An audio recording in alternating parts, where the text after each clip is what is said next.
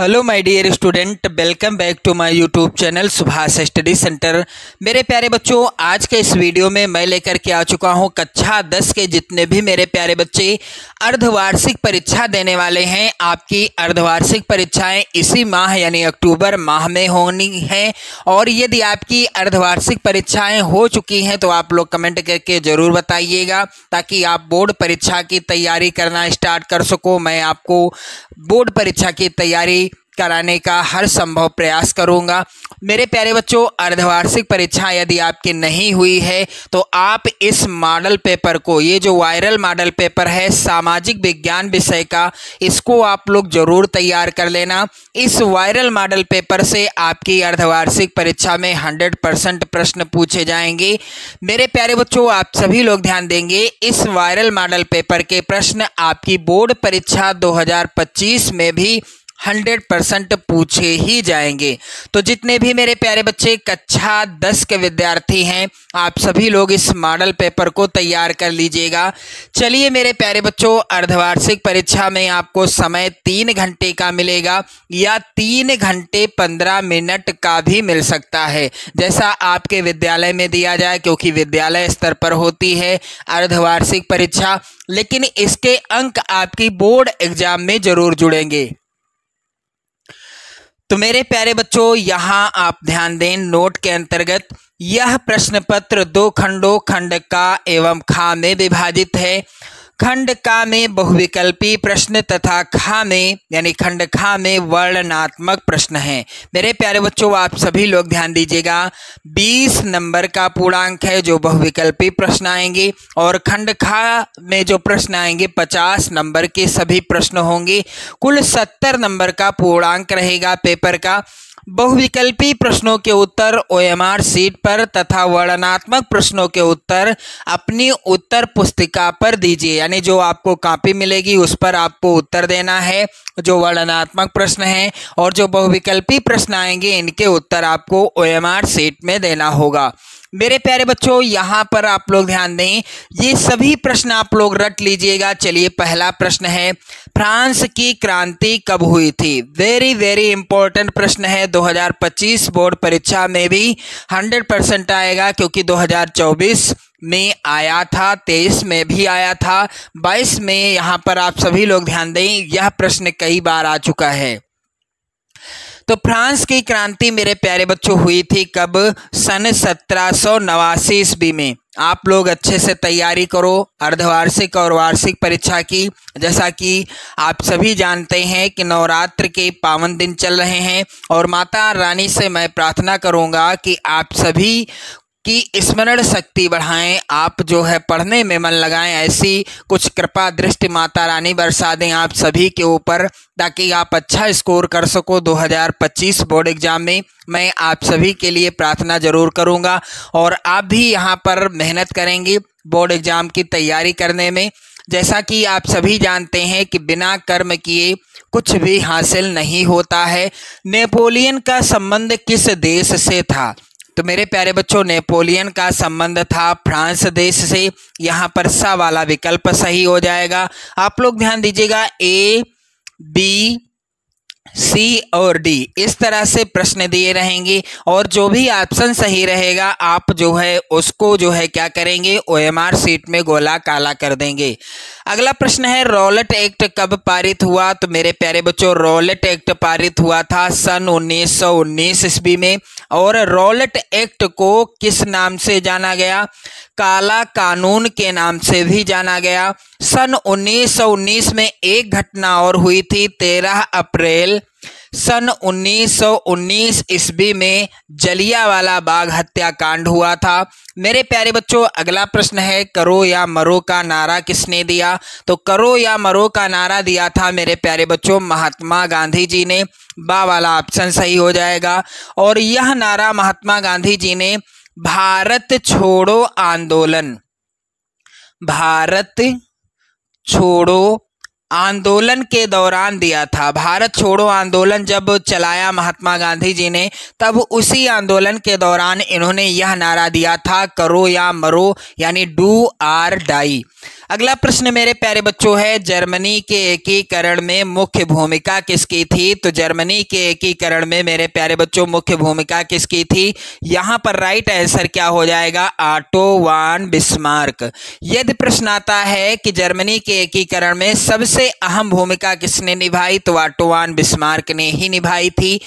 अगला प्रश्न मेरे प्यारे बच्चों वेरी वेरी इंपॉर्टेंट है, कह रहा है महात्मा गांधी अफ्रीका से वापस कब आए? यह प्रश्न आ जाए कि महात्मा गांधी भारत वापस कब आए या कब लौटे, तो यहाँ पर राइट आंसर तो वही रहेगा जो इस प्रश्न का रहेगा, जैसे कि महात्मा गांधी अफ्रीका से कब वापस आए।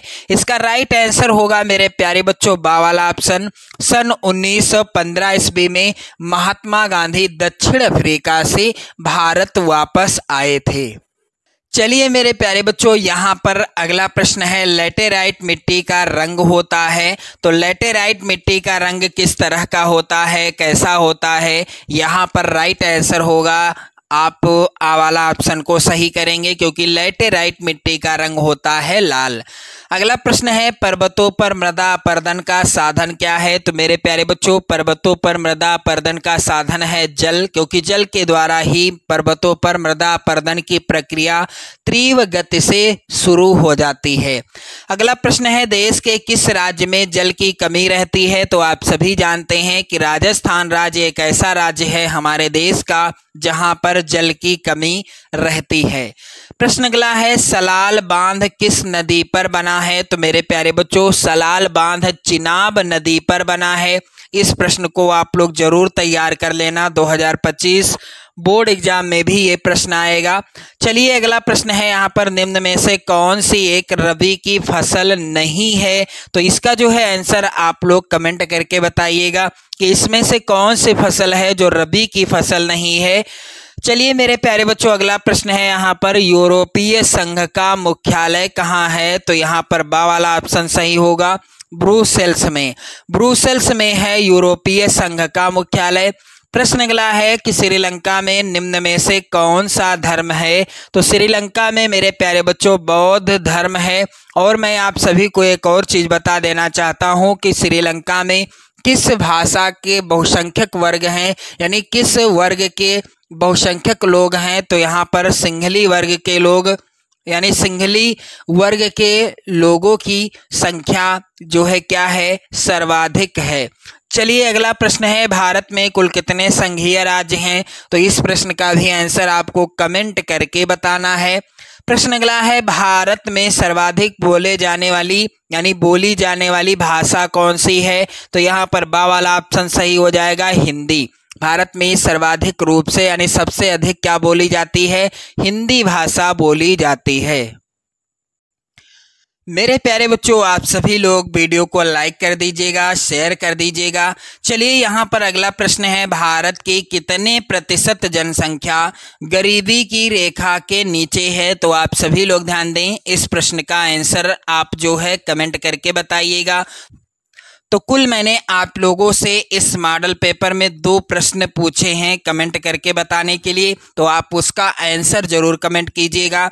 चलिए अगला प्रश्न है, निम्न में से किसे औसत आय भी कहा जाता है? तो प्रति व्यक्ति आय को औसत आय भी कहा जाता है। यहाँ पर बा वाला ऑप्शन सही हो जाएगा।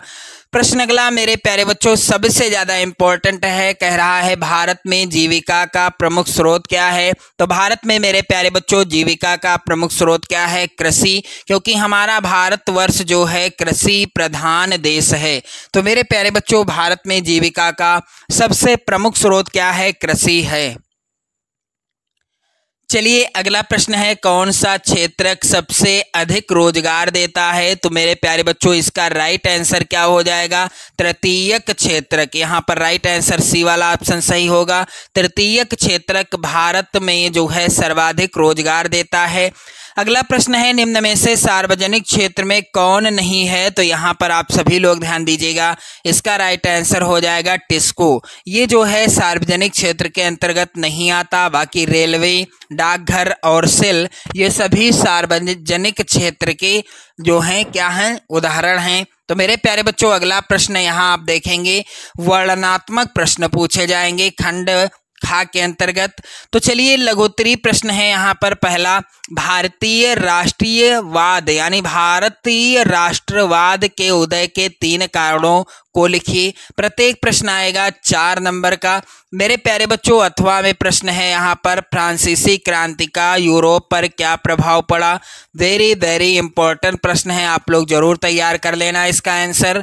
चलिए अगला प्रश्न है, भूक्षरण रोकने के कोई 3 उपाय समझाइए। और अथवा में प्रश्न है, चिपको आंदोलन क्या है। ये सभी प्रश्न इंपॉर्टेंट हैं, आप लोग जरूर तैयार कर लेना इनका उत्तर। अगला प्रश्न है, भारत में जाति प्रथा का राजनीति एवं समाज पर क्या प्रभाव पड़ा। और इसके बाद जो प्रश्न है यहाँ पर अथवा वाला, कह रहा है कि सामाजिक विभाजन से क्या आशय है। सामाजिक विभाजन से क्या आशय है। और इसके बाद जो प्रश्न है इसे भी आप लोग जरूर तैयार कर लीजिएगा, मानव विकास में स्वास्थ्य की क्या भूमिका है। अथवा में प्रश्न है मेरे प्यारे बच्चों, अर्थव्यवस्था के तृतीय क्षेत्र से आप क्या समझते हैं। और यहाँ पर दीर्घ उत्तरी प्रश्न आएंगे, प्रत्येक प्रश्न होगा 6 अंक का, तो आप इन प्रश्नों को भी तैयार कर लेना। भारत छोड़ो आंदोलन पर एक संक्षिप्त निबंध लिखिए। सबसे ज़्यादा इम्पोर्टेंट प्रश्न है, आप लोग जरूर तैयार कर लेना, 100% आएगा आपकी अर्धवार्षिक और वार्षिक दोनों परीक्षाओं में।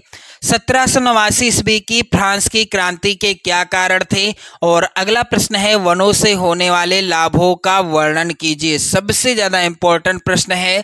अगला प्रश्न मेरे प्यारे बच्चों है, भारतीय मिट्टी के प्रकारों का एक पर यानी भारतीय मिट्टी के प्रकारों के यानी भारतीय मिट्टी के प्रकारों पर एक निबंध लिखना है। प्रश्न अगला है, संघवाद क्या है।